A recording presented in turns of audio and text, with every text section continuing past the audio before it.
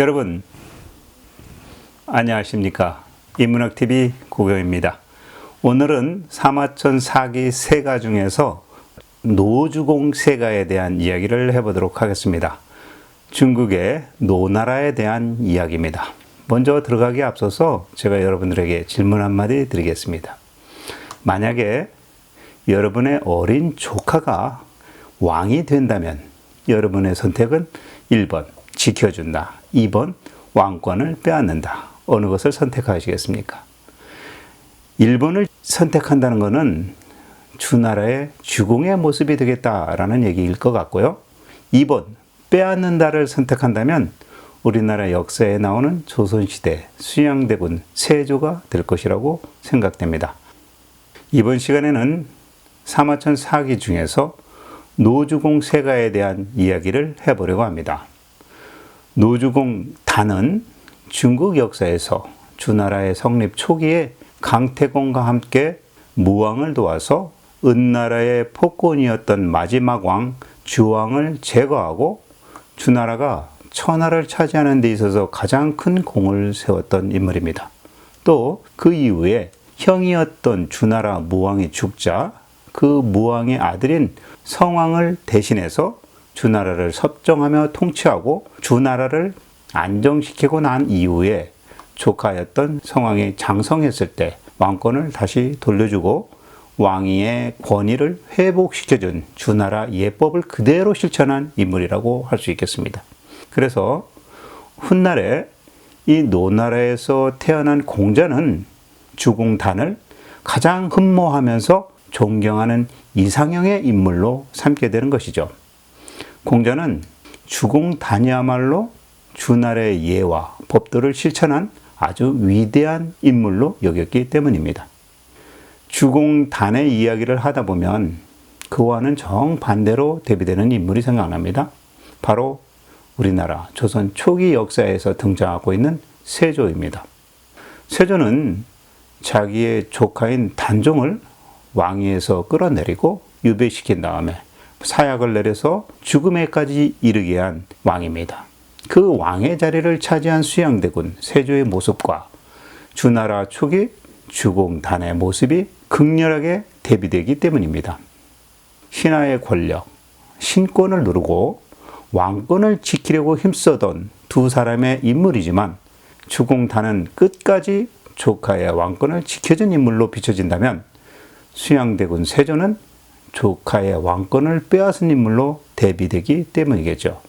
이 영상을 보고 계신 여러분은 주공단과 수양대군 중 누가 옳은 결정을 했다고 생각하시는지요? 역사를 되돌릴 수 없듯이 한번 잘못 행해진 일은 뒤집을 수가 없는 것입니다. 수양대군 세조는 우리 역사에 쿠데타를 정당화한 대표적인 사례가 된 인물이라고 볼 수 있겠습니다. 수양대군은 왕권을 강화시키겠다는 핑계를 댔지만 결국 그것은 권력에 대한 욕심으로 변질되었고 세조와 함께 당시에 함께 쿠데타를 도왔던 한명회나 권람 같은 왕권의 보호를 받는 특권층 훈구 세력만을 만들게 되었던 겁니다.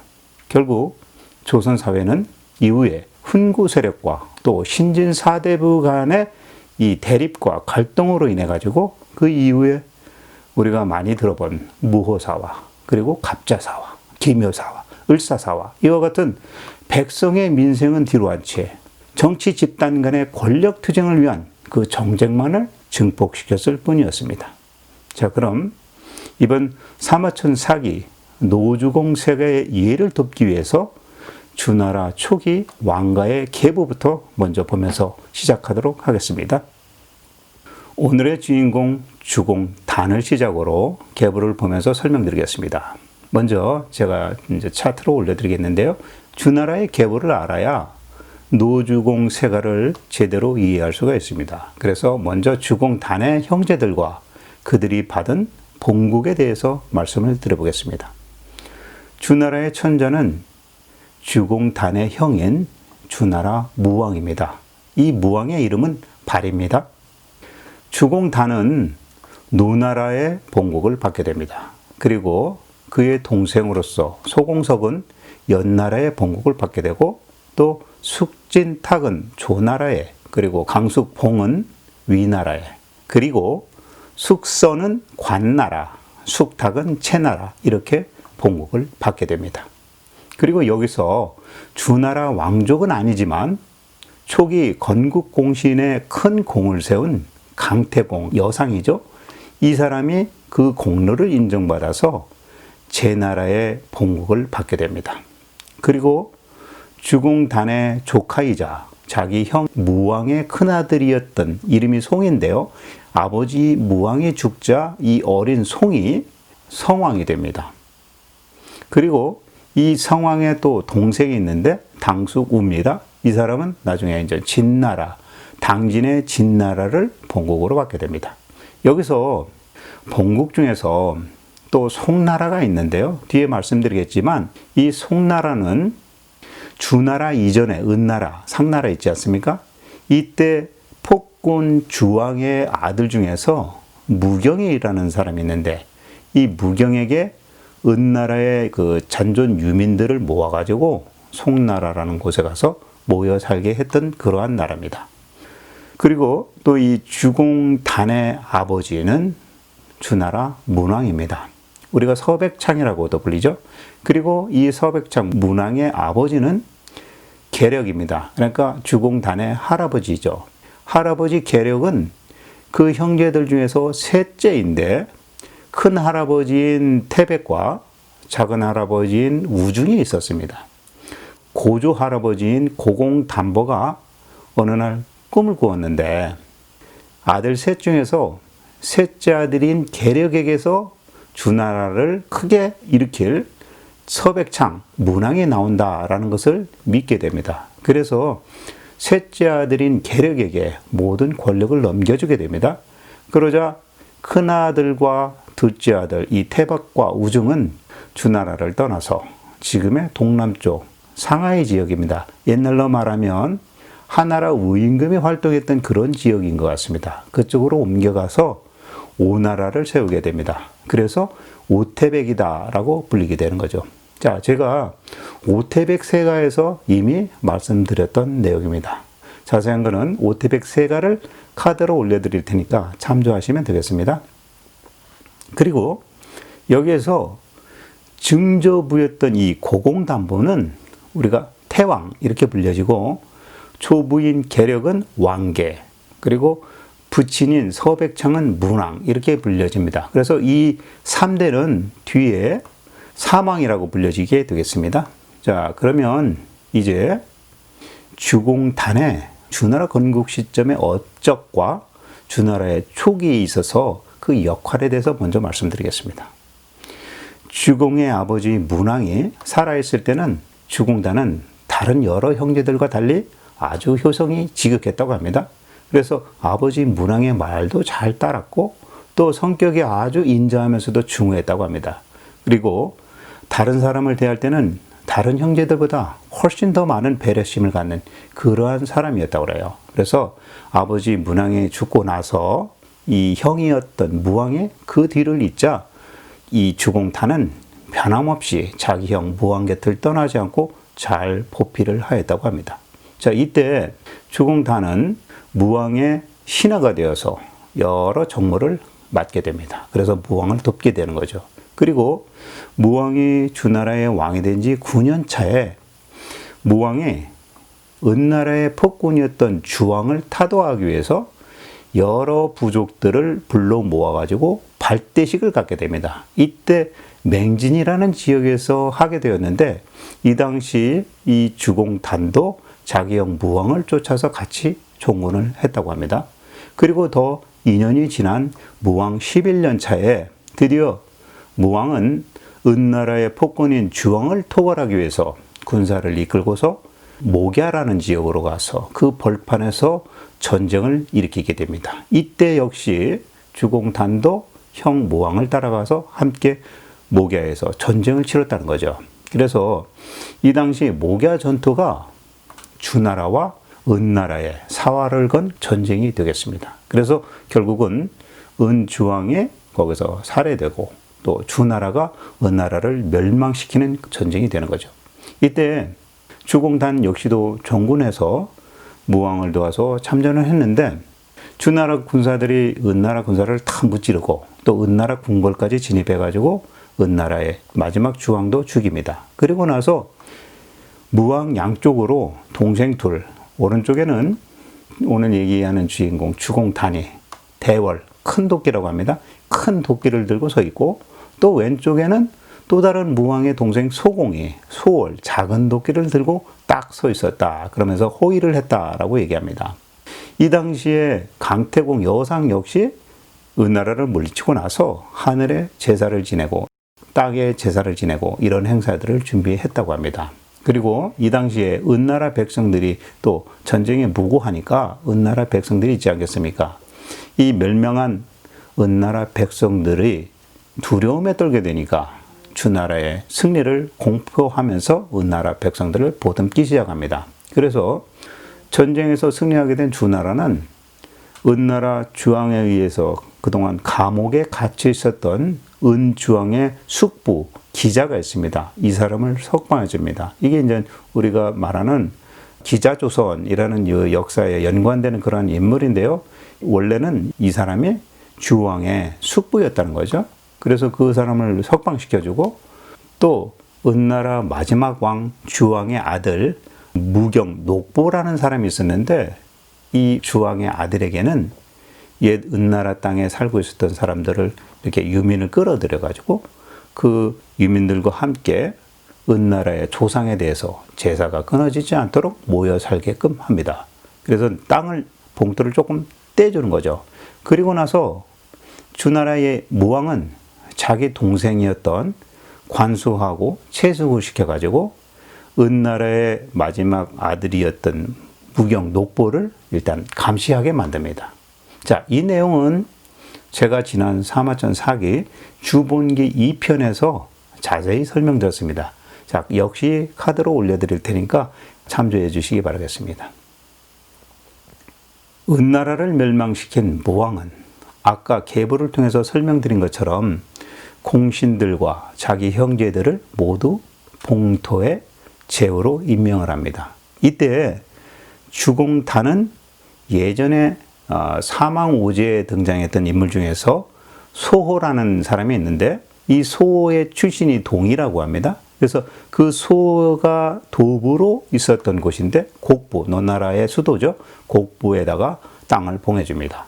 그래서 우리는 이 주공단을 노공이라고도 부르게 됩니다. 하지만 주공단은 자기 봉지에 가지 않고 그대로 주나라 당시의 도읍이었던 호경에 머물면서 형 무왕을 돕습니다. 이런 식으로 은나라 주왕을 토벌한 다음에 무왕이 갑자기 병이 들어서 자리에 눕게 됩니다. 당시 은나라를 멸망시켰다고는 하지만 천하의 통일의 위협이 아직 완전하게 완성되지 않았기 때문에 이 형이었던 무왕이 병이 들자 주나라의 많은 군신들이 두려움에 떨기 시작합니다. 이때 강태공 그리고 동생이었던 소공 이 두 사람이 귀갑 그러니까 거북등이죠. 거북등 점괘를 보려고 기륭을 한번 거북등을 통해서 알아보자라고 제안을 합니다. 이때 주공단이 이렇게 말합니다. 돌아가신 우리 선왕들께 근심과 슬픔을 끼쳐드릴 수 없다. 이렇게 말하고는 주공 스스로 무왕, 자기 형 무왕을 대신해서 자기의 몸을 바치겠다면서 세 개의 제단을 쌓게 한 다음에 북쪽을 향해서 쉼표를 딱 들고 조상인 선왕, 3대 태왕, 그리고 왕계, 그 다음에 문왕 이 세 사람의 신위에다가 충문을 읽어가지고 올립니다. 이렇게 올립니다. 조상님들의 장손 왕발, 왕발이 이제 무왕의 이름입니다. 조상님들의 장손 왕발은 정사에 열심히 일하다가 병을 얻어서 자리에 눕게 되었습니다. 만일 조상님 세 분께서 하늘에 진 빛이 있어서 자손 왕발을 희생양으로 바쳐야 한다면 제발 그를 대신해서 저 단으로 하여금 형님인 발을 대신해서 죽게 하여 주시옵소서라고 기원을 합니다. 그러면서 또 이렇게까지 얘기합니다. 저는 재주가 많고 재능이 많으니 저를 데려가시면 귀신들을 나는 잘 모실 수 있지만 이 형님 발을 혹시라도 데려가신다면 형님은 재능이 저처럼 다재다능하지 않기 때문에 귀신을 잘 보살필 수가 없습니다. 반면에 이 형님은 천자의 궁정에서 세상을 널리 보살피고 또 그 능력을 잘 발휘해서 조상님들의 그 자손들이 이 땅에서 아주 정착해서 잘 살 수 있게 할 수 있다는 천명을 받았습니다. 그러니 천하 백성들이 모두 왕발을 경외하지 않는 사람이 없습니다. 또한 하늘의 천명을 그대로 따르고 세 분의 선조님들 역시 왕발이 바치는 제사상을 영원히 받을 수 있기 위해서 저를 대신 데려가 주십시오. 오늘 제가 이 거북등에다가 점괘를 쳐서 명령을 한번 받아보려고 합니다. 조상님께서 만약 저의 청을 받아주신다면 저는 그 명을 받들겠으며 만약 저의 청을 허락하지 않으신다면 그 역시 저는 돌아가겠습니다. 라는 충문을 읽습니다. 자, 그리고 나서 이 주공단은 바로 자기의 형 무왕 발을 대신해서 죽겠다는 마음으로 그 즉시 사망에 대해서 점을 치게 합니다.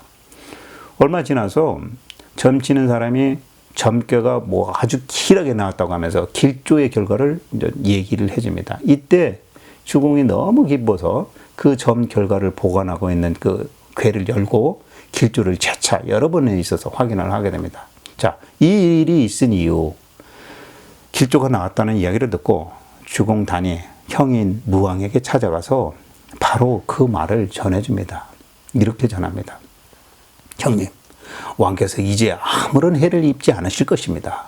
저희 동생이 조상님 3대 왕에게 조금 전에 점을 쳐서 그 명을 받아보니까 형님께서는 오로지 이 주나라의 번창과 흥성을 위한 그러한 계책만 머리에 두시고 되면 된다라고 이런 점괘가 나왔습니다 하고 기쁘게 소식을 전합니다.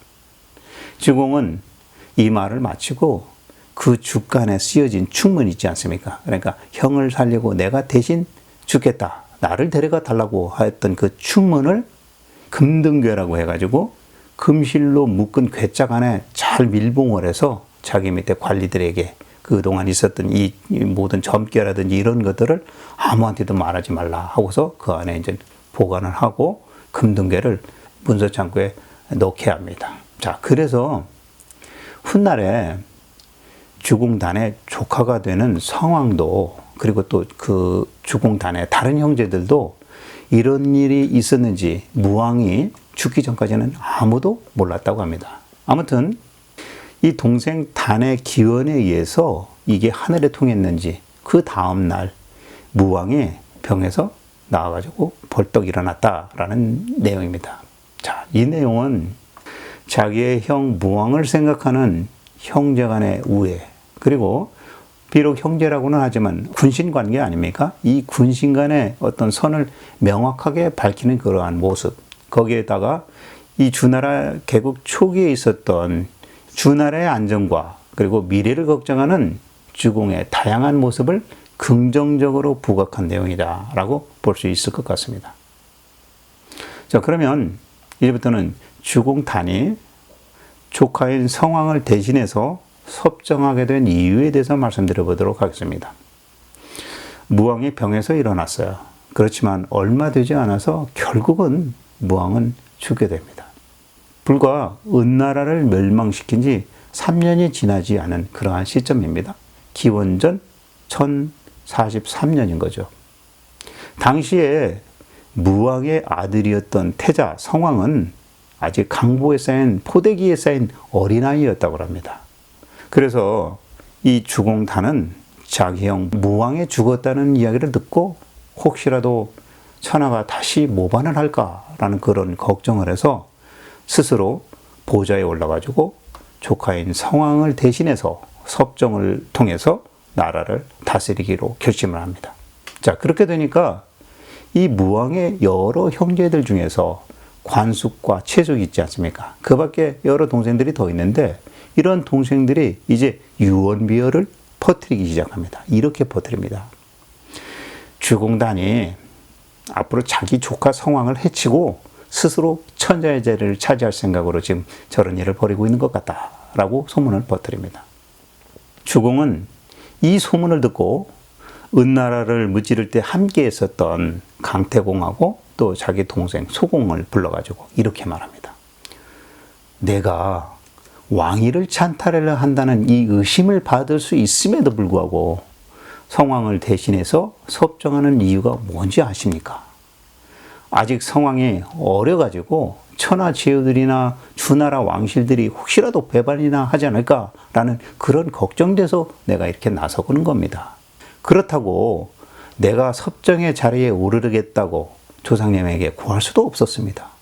3대 조상, 고공담보, 그다음에 계력, 문왕 이 사람들은 오랫동안 천하를 위해서 걱정하라고 애를 쓰고 겨우 이제서야 이 주나라를 제대로 갖춰가지고 끌어갈 수 있는 형편이 됐는데 갑작스럽게 형 무왕께서 너무 일찍 돌아가시는 바람에 거기다가 또 그 대를 이어갈 조카 성왕이 나이가 너무 어리고 그러니 주나라의 왕업을 일단 내가 확실하게 완성하고자 제가 섭정을 하기로 결심했을 뿐입니다. 이렇게 말을 합니다. 자, 이 말을 듣고 결국에 주공단 그리고 강태공 그 다음에 소공 이 세 사람이 같이 힘을 합해서 함께 성왕을 그럼 같이 돕자라는 결심을 하게 됩니다.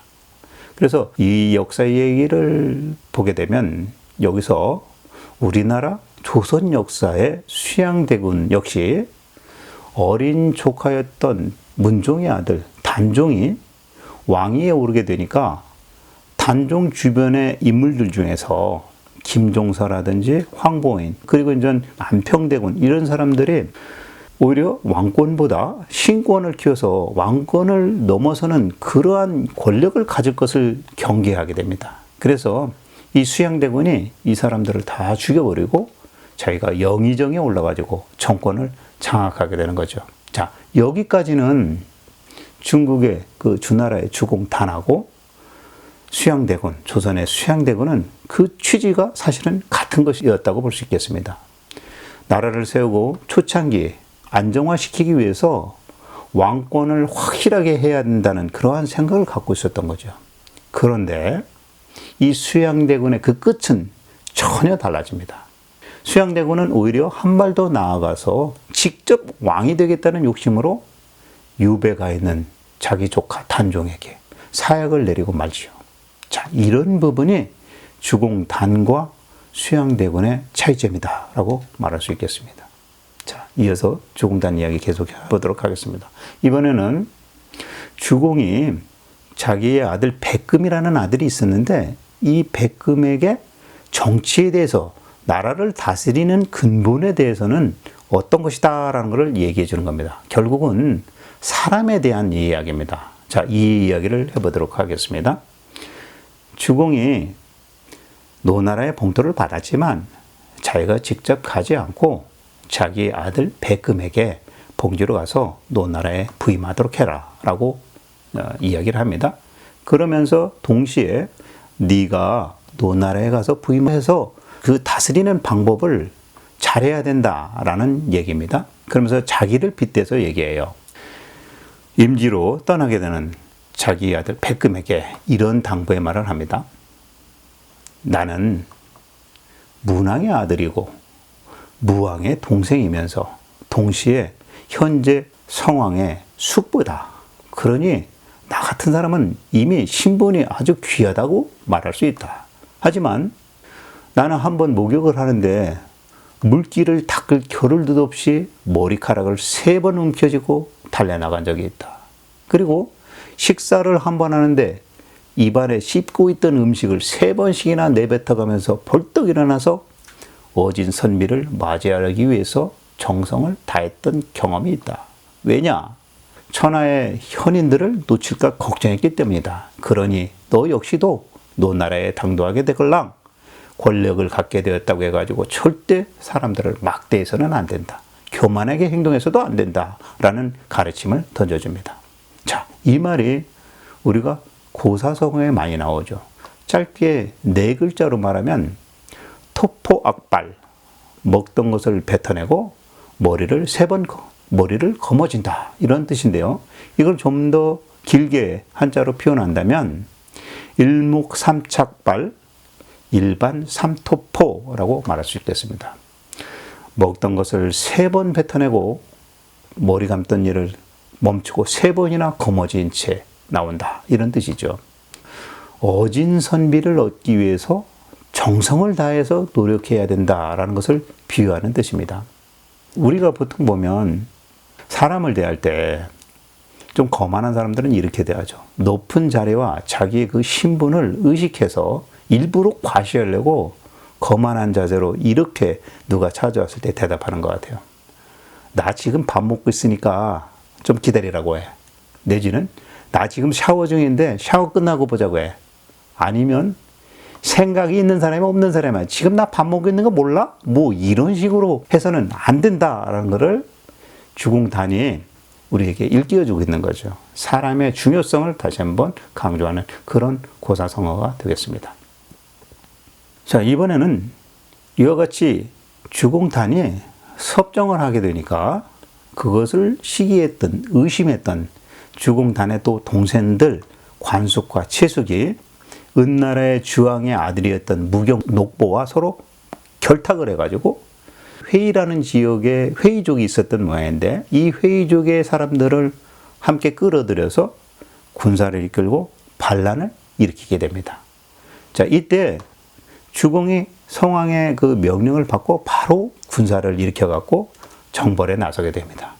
주공이 자기의 군사를 일으켜서 그 반란군을 바로 진압을 하고 그때 반란을 일으켰던 자기 동생이죠. 관숙 그리고 무경 이런 사람들을 이제 잡아서 죽이고 채숙 같은 경우는 이제 변경 밖으로 내쫓아 버립니다. 이때 반란을 일으켰을 때 이 주공단의 아들이었던 노나라에 가 있던 백금 역시도 노나라에서 즉위하고 얼마 되지 않은 시점이었지만 자기 군사를 일으켜가지고 그 반란군을 상대해서 출정을 해서 함께 싸웠다고 합니다. 이때 주공이 반란군들을 바로잡고 은나라 유민들이 살았던 그 윗땅에 자기 동생 중에서 자기를 딸랐던 강숙을 봉하게 됩니다. 그래서 위강숙이라고 하죠. 그래서 위나라의 이제 시조가 되는 겁니다. 그리고 그 당시 반란을 진압한 이후에 은나라의 그 옛 땅에 살던 백성들의 일부를 이번에는 송나라가 되는 송땅으로 이주를 시켜서 은나라 주왕의 그 배다른 형제 중에서 미자계라는 사람이 또 있습니다. 그 미자계에게 송나라로 가서 그 은나라 선조들의 제사가 끊이지 않도록 송나라를 봉도로 내어줍니다. 자, 공자세가에서 제가 이미 말씀드렸듯이 공자의 조상도 은나라 유민에 속하면서 또 이 송나라에 와서 귀족 생활을 했었다는 거죠. 그리고 나중에 이제 그 송나라에 있었던 공자의 조상이 다시 노나라로 이주해 와서 노나라에서 공자가 태어나게 된 이야기는 지난번 공자 이야기에서 했었습니다.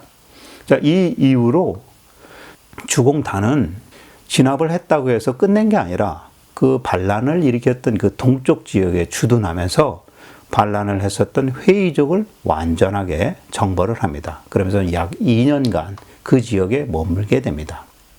이 시점에 하늘에서 복이 내렸는지 성왕의 동생이었던 당숙이 우가 있습니다. 당숙 우가 줄기는 2개인데 이삭이 하나밖에 없는 희귀한 벼 이삭을 얻게 됩니다. 그래서 성왕이 그 벼 이삭을 받아가지고 그 즉시 동쪽 회의 땅에서 주둔하고 있었던 주공에게 보내면서 개화라는 글을 써서 보냈다고 합니다. 이 괴화, 이 무슨 뜻이냐면 보내는 벼, 나는 먹기 좋은 벼, 뭐 이런 뜻이라고 그래요. 그러니까 일부러 주공을 생각해서 이 성왕에 좋은 씨앗, 벼 씨앗을 보냈다 이런 얘기죠.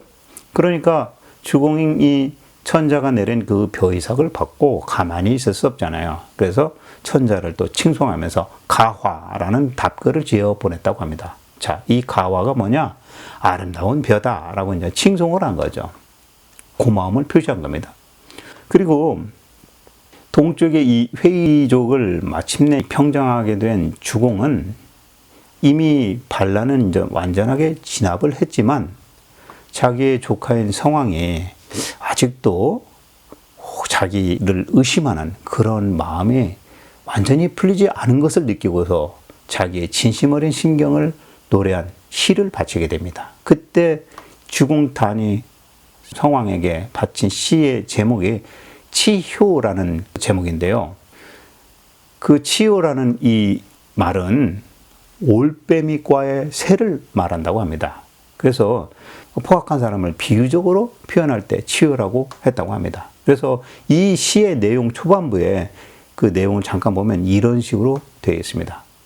올빼미야, 올빼미야. 내 아들 잡아먹었으니 내 집만은 헐지 말아다오.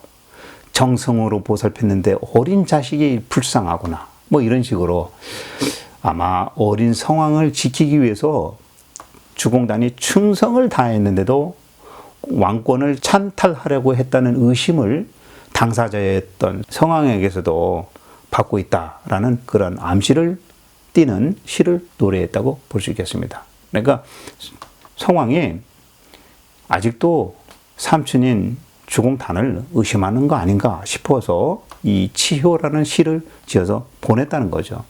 자, 결국 이 이후로 성왕도 자기 삼촌인 주공을 의심하는 마음을 완전히 버리게 되었다고 합니다.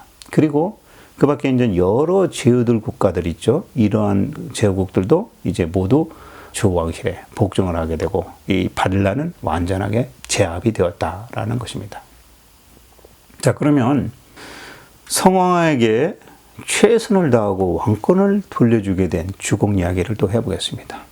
성왕이 왕위에 오른 지 이제 7년이 지났습니다. 그러니 이제 성왕도 성인이 되었죠. 그러니까 이제 성왕이 스스로 정사를 돌볼 수 있게 됩니다. 그때 이 성왕은 주나라의 그 수도가 호경이라는 데 있었는데 이 호경의 아버지였던 무왕의 묘도 참배하고 또 걸어가서 풍읍이라는 곳에 가서 할아버지인 문왕의 묘가 있는데 거기도 참배합니다. 그리고 나서 이 성왕이 자기의 숙부였던 소공에게 낙양, 지금의 이제 낙양인데 그 당시 나급입니다. 나급에 가서 한번 지형을 살펴봐라 이렇게 명령을 하고 그 같은 해에 이 낙양에 성을 축조하게 점을 칩니다. 그래서 주공단이 그때 점을 쳐보니까 나급에 성을 축조하면 길하다라고 해서 낙양에 성을 축조하기 시작하고 그곳을 주나라의 수도성으로 삼았다라고 합니다. 자, 이때 아직은 주공단도 그렇고 성왕도 그렇고 아직은 지금 현재 호경 이 수도에 머물러 있었죠. 이때 주나라의 그 주공단은 그 즉시 모든 자기의 권력과 정권을 조카인 성왕에게 완전하게 돌려주었다고 합니다. 주공은 조카 성왕에게 통치권을 돌려주고 바로 북쪽을 향해서 북면한다고 하는데 이 신하의 모습으로 돌아와서 이제 왕의 권위를 받아들이고 두려워하는 그러한 모습을 취했다. 그리고 나서 이제 성왕을 잘 섬겼다. 이런 얘기입니다.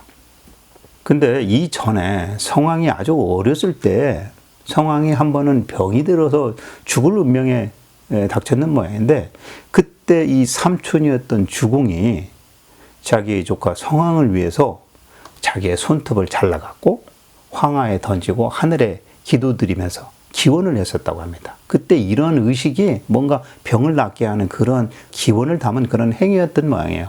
그때 주공이 이렇게 말했습니다. 조카 성왕은 아직 어려서 아는 바가 없습니다. 하늘의 명을 어긴 자는 바로 처단하니 벌을 내리시거들랑 성왕이 아닌 저에게 내려주십시오 라고 또 기도를 했다고 합니다. 자, 주공은 그렇게 말을 하고 나서 그것을 주간에다 쭉 적어서 문서로 만드는 다음에 그 문서를 창고에 보관하도록 했다고 합니다. 그런데 이 이후에 성왕이 그 병에서 또 완쾌돼 가지고 아주 건강해졌다고 합니다. 그러니까 주공단은 자기의 형인 무왕이 병들었을 때도 기도를 통해서 낫게 하고 또 자기의 조카인 성왕이 어렸을 때 아팠을 때도 또 그 어떤 기원을 통해서 낫게 했다라는 거죠. 그만큼 왕에 대한 보필을 철저하게 했다 이런 얘기인 겁니다. 자, 그런데 이제 이 성장한 성왕이 국정을 직접 이제 맡게 되는데 그동안 이 주공이 섭정할 때 주공을 미워했던 비난했던 그런 사람들이 성왕의 그 좌우 측근들이 되어가지고 이제는 주공에 대해서 비난에 참조를 하기 시작합니다. 자, 그러니까 결국은 최선을 다했던 주공 역시도 그 자리를 피해가지고 일단 초나라로 몸을 피합니다.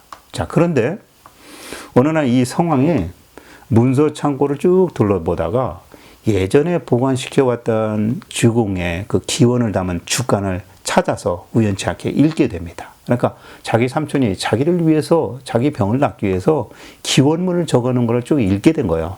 그거를 읽고 난 성왕이 그제서야 삼촌 주공이 진심으로 나를 왕으로서 아끼고 이렇게 했구나라는 것을 알게 된 겁니다. 그래서 그 당시 그 글을 읽은 성왕이 눈물을 쭉 흘리면서 다시 주공을 초나라에서 다시 주나라 수도로 돌아올 수 있도록 그렇게 했다고 합니다. 그런데 이제 이 주공은 그 이후로 초나라에 다시 돌아와서 역시 변함없이 성왕에 대해서 아주 지도를 잘합니다. 일단 왕이니만큼 음란하거나 방탕하거나 이러지 않도록 격려를 해주고 또 예를 들어서 글을 많이 올립니다. 그래서 그 중에 하나가 다사 그리고 무일이라는 글인데요. 그 다사라는 글과 무일이라는 글을 올리면서 이렇게 썼다고 합니다. 일단 무일이라는 글에는 그 뜻이 뭐냐면 방종하지 말라, 무일, 방종하지 말라 이런 글인데요. 그 내용은 이랬다고 합니다. 부모가 오랜 세월 동안 이룩하게 된 이 성업을 자손된 자가 교만하거나 사치하거나 방탕한 그런 생활로 빠져들게 되면 결국 모두 다 잃어버리고 이 가업을 모두 망치게 되니 자식된 자로서 반드시 삼가야 될 것이 그러한 것들이다 라고 기록하고 또 두 번째 옛날에 은나라 상나라 얘기의 왕들 잘 나갔던 왕들을 얘기합니다. 옛날 은나라 왕 중에서 중종은 제위에 오른 지 75년 동안 제위를 지켜내고 또 고종이라는 그 은나라 왕이 있는데 이 사람은 처음에는 3년 동안 왕이 된 이후에 말도 안 했던 사람이 어느 날 말문이 탁 트이면서 아주 좋은 정치를 벌여가지고 55년 동안이나 제위를 했고 또 은나라의 왕 중에 무을이라는 왕이 있는데 사실은 큰아들이 왕이 됐어야 되는데 이 작은아들 조갑을 후계자로 세우니까 이 조갑이라는 사람이 형이 있는데 왜 나한테 왕권을 내려주느냐 하면서 마다했는데 결국은 그 조갑이 왕이 되고 34년 동안 제위에 앉아 있으면서 아주 어질고 정숙하고 뭐 이런 정치를 잘해서 그 당시에 은나라 백성들이 왕을 잘 따랐고 아주 좋은 나라 태평생대를 이루었다라는 그런 글을 올렸다고 합니다. 그리고 이제 두 번째 글로는 다사라는 건데요. 이 다사라는 글에는 또 은나라의 그 탕임금, 그러니까 은나라의 첫 번째 왕이 탕임금이죠. 그리고 그 다음에 이제 제을에 이르기까지, 제을이라는 왕에 이르기까지 이 모든 왕들이 제사를 잘 받고 덕을 많이 베풀어 가지고 임금들이 행하는 바가 모두 하늘에 딱딱 들어맞았는데 그렇게 잘 나가던 은나라가 뒤로 갈수록 결국 은나라의 주왕이 맡게 되니까 이 마지막 왕이죠. 이 주왕이 전해지니까 그 주왕이 음탕함에 빠지고 하늘의 뜻과 또 백성의 마음 이런 걸 전혀 살피지 않고 자기 멋대로 정치를 하니까 오히려 백성들이 이 은나라의 왕이 죽든 말든 신경 쓰지 않았다. 이런 얘기를 이제 기록해서 그 역사의 어떤 그 나쁜 사례 또 좋은 사례 이 두 가지를 기록해서 자기의 조카인 성왕에게 또 읽어보라고 또 교훈으로 삼으라고 이렇게 글로써 내려줬다라고 합니다. 주공은 위와 같은 두 글, 그러니까 무일과 다사라는 글을 통해서 성왕에게 훈계의 말을 전달했던 것입니다. 주공은 이제 풍읍에 도성도 짓고 이제 그 자기의 봉투의 노나라로 가지 않고 그 풍읍에 머물면서 천하의 안정이 다 되었는데도 불구하고 남아 있습니다. 왜 그랬냐면 아직은 주나라 초기이기 때문에 주나라의 관직과 제도 이런 것들이 아직 정비되지 않았기 때문에 그런 것을 관리하고 정비하기 위해서 주관이라는 책을 써서 백관의 직위, 직책 이런 것들을 다 정했다고 합니다. 그리고 이 주공은 입정이라 해가지고 입정이라는 책을 써서 이제 백성들, 주나라 백성들이 잘 살 수 있도록 민생을 돌보기 위한 그런 여러 가지 내용들을 책으로서 기록을 했다라고 합니다. 그래서 이제 당시의 백성들도 상당히 주공에 대해서 고마움과 기쁨을 느꼈다라는 얘기입니다. 자, 그러면 이 주공 역시도 이 죽음을 맞게 되죠. 그 이야기를 해보겠습니다. 주공은 자기의 봉지였던 노나라로 가지 않고 풍읍이라는 그 주나라 수도에 머물면서 살다가 병이 들어가지고 임종에 이르게 될 때 이렇게 말을 합니다. 내가 죽거들랑 나를 반드시 이 성 안에서 장사 지내달라. 내가 이런 부탁을 하는 것은 내 몸이 비록 죽어 없어지더라도 왕의 곁을 떠나고 싶지 않아서 그런 것이다. 라고 유언을 남깁니다.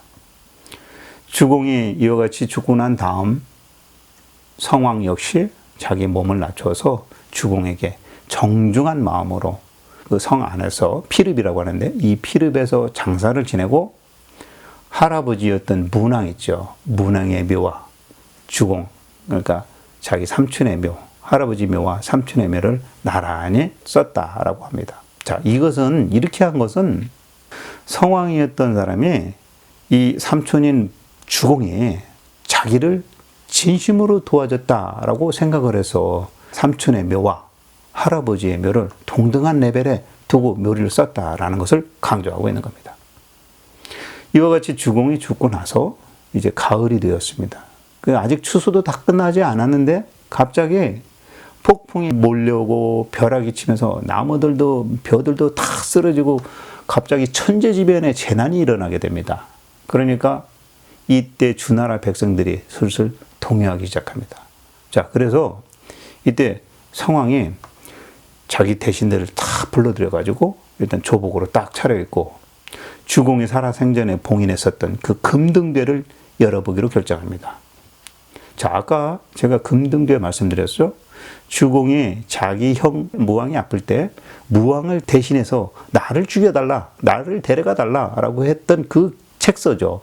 그 책을 금등교에 담아서 잘 보관하고 오픈하지 않고 있었는데 성왕이 나라에 흉한 재난이 닥치자 그 금등계를 열고서 거기에 담아있는 책서를 읽게 됩니다. 자, 그 내용을 다 읽고 난 이후에 아무도 몰랐잖아요. 그 당시에 주나라 상왕, 그리고 그 옆에 이제 강태공, 연나라 소공 이런 사람들이 딱 모여가지고 그 문서 창고에 옛 기록을 관리하는 사관하고 관련된 자들을 딱 불러가지고 야, 예전에 이런 일이 진짜 있었냐? 라고 묻습니다.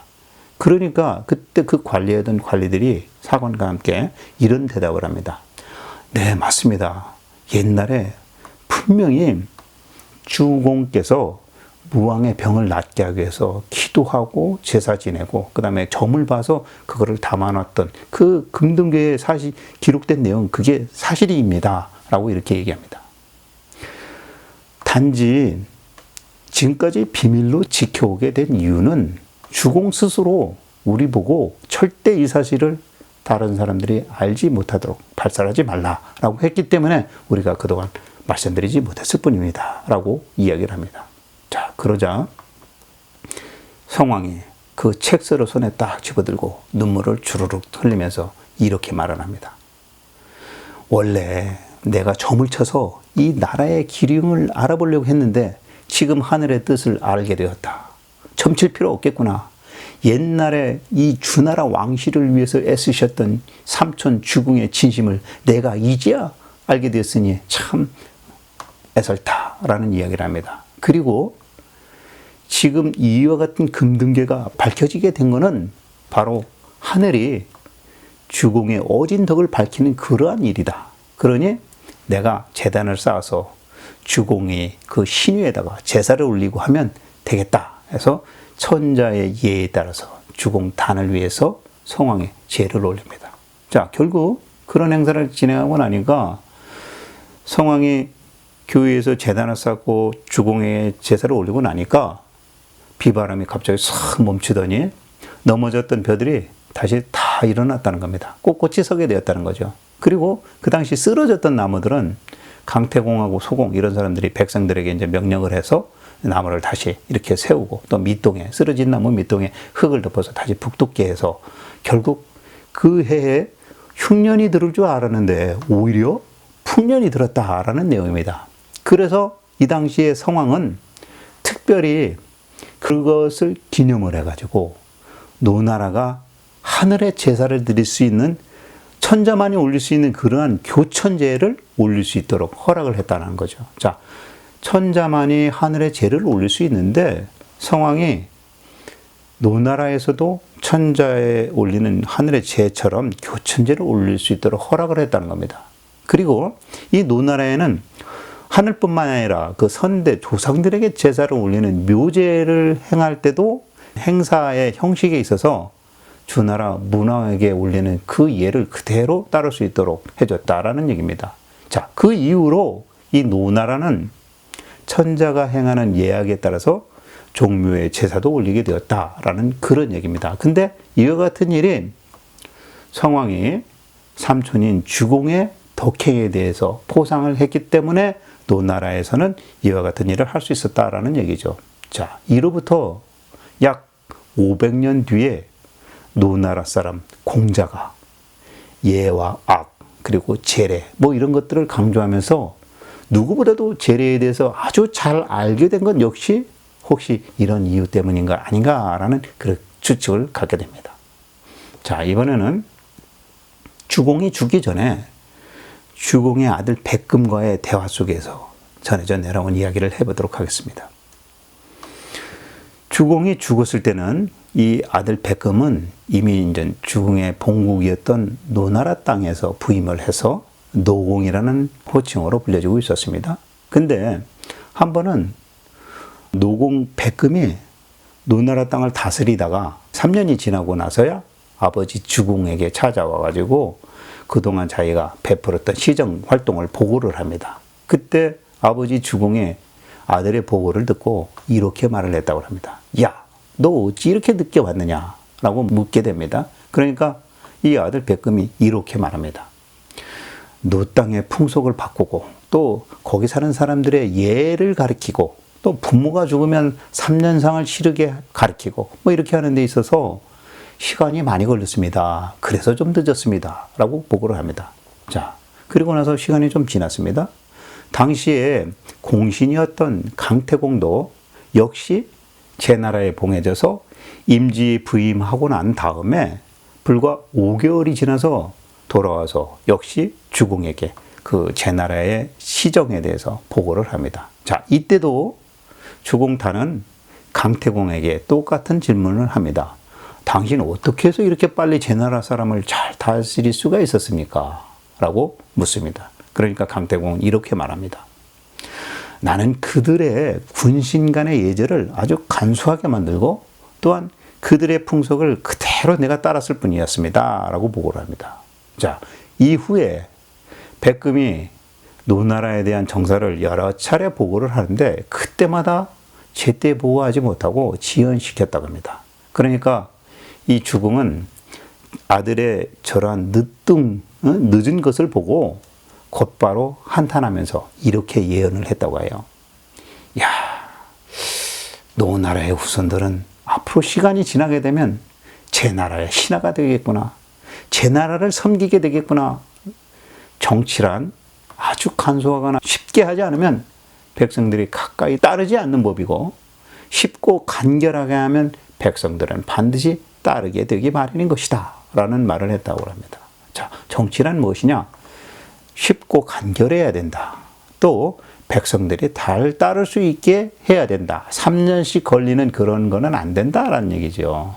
그래서 사마천은 이 노주공 세가를 기록하면서 노나라 역사 전체 분량의 약 3분의 2 정도를 이 주공단에 대한 내용으로 채웠습니다. 그리고 주공단에 신화된 그 도리와 예법을 소개하는데 전반적인 내용을 다 퍼붓던 겁니다. 자, 그러면 지금부터는 이 노나라 전반적인 역사를 잠깐 설명드려보면 이 노나라는 주나라의 예절이 가장 잘 보존되었던 나라입니다. 그리고 그런 만큼 그 기풍이 엄격하고 또 전통과 예의를 중시했던 나라입니다. 그래서 노나라는 여러 나라들 사이에서 전쟁을 중지하는 어찌 보면 난세라는 그러한 상황에 걸맞지 않은 모습을 보여주기도 합니다. 주나라가 서주시대에서 낙양으로 도읍을 옮기는 동주시대가 또 있는데 이 서주시대 때까지만 해도 시조였던 주공단의 위상에 힘입어 가지고 이 노나라는 송나라, 위나라와 함께 더불어 갔고 주요 제국들 중에서 가장 손꼽히는 그러한 나라였다고 합니다. 근데 춘추 시대 이후로 쭉 접어들면서 이후 제나라가 패자로 칭할 정도로 무섭게 성장을 하게 되죠. 그때 이 노나라는 주변 강국들의 큰 압박을 받게 됩니다. 그리고 이 노나라는 내부적으로도 보면 사만시라 해가지고 맹손씨, 그 다음에 숙손씨, 개손씨 이런 대부들이 세 가문을 형성해가지고 노나라 공실을 제치고 실권을 손에 넣으면서 이에 반발한 군주와 또 사마시 간의 권력 다툼이 오랜 시간 동안 지속됩니다. 그러니까 이 혼란이 노나라는 계속되는 거죠. 그래서 결국은 이 노나라가 약소국으로 전락하고 말게 됩니다. 자, 공자시대 때 이제 약소국으로 전락하는 그 전초를 밟기 시작하는 거죠. 그래도 이 노나라는 망하지는 않았어요. 전국시대 말까지. 아둥바둥 살아남았습니다. 그렇지만 이 전국 시기에 초나라가 이제 서쪽에 진나라 있죠? 그 진나라의 공격을 받아가지고 초나라가 동쪽으로 밀려나게 되면서 이 초나라는 또 갈 데가 없으니까 그 옆에 위쪽에 있는 노나라를 이제 침공하게 됩니다. 그래서 초나라의 고열왕이 결국은 노나라를 쳐들어가고 노나라는 그때 기원전 256년에 결국 멸망을 하게 됩니다. 여기까지가 노나라의 역사였던 겁니다. 노나라는 문화적으로 융성했는데 그와는 별개로 나라가 잘 안정적으로 다스려지지는 않았다는 겁니다.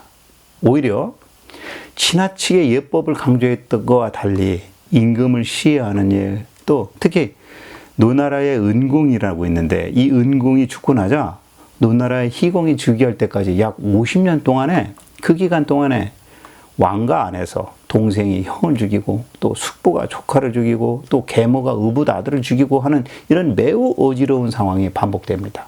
그리고 제가 공자 이야기에서도 말씀드렸지만 당시의 사마씨, 맹손씨, 숙손씨, 개손씨 이 세 가문의 권력도 거의 독점적이어서 이 풍파가 적지 않은 그러한 나라가 되어버립니다. 노나라는 주나라 초기부터 춘추 전국 시대를 거쳐서 약 700년이 넘는 장구한 역사를 이어왔지만 그 내막을 잘 살펴보면 현실 정치는 아주 시궁창 같은 정치였다는 거죠. 자, 이런 점 때문에 그랬는지 몰라도 이 노나라의 역사에 대해서 말을 할 때 이 겉과 속이 너무 다른 그런 위선적인 나라였다라는 그런 악평도 받기도 합니다. 사마천 역시도 이 노주공세가 말미에 노나라 역사를 서술하다가 이런 평가를 내리게 됩니다. 노나라는 겉으로 보기에는 예전 그대로였지만 벌어진 일들, 그것들을 보면 어찌 그리 정반대로 도리에 어긋나는 일들이 많았는가 라면서 매우 혹독한 평가를 내리게 됩니다. 나라의 모습은 한결같아야 하고 겉으로 보여지는 것과 그 속이 동일해야 한다라는 것이죠. 국민을 뒤로 한 채 정쟁과 비난으로 정권 쟁취만을 추구하는 정치가들, 바로 이런 정치에만 몰입하는 사람들이 새겨 읽어야 할 고전이 바로 사마천 사기가 아닌가라는 생각을 갖게 됩니다. 자, 이상 사마천 사기가 전하는 노나라에 대한 이야기를 마치도록 하겠습니다. 자, 다음 편 이야기 예고해 드리겠습니다. 다음 편에는 사마천 사기 본기 중에서 제가 진본기를 아직 진행하지 않았습니다. 그래서 진본기를 진행하도록 하겠습니다.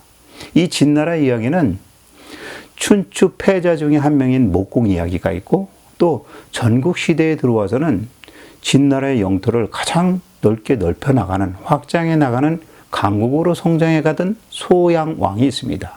이 두 왕을 중심으로 해서 진나라에 대한 진본기 이야기해 보도록 하겠습니다.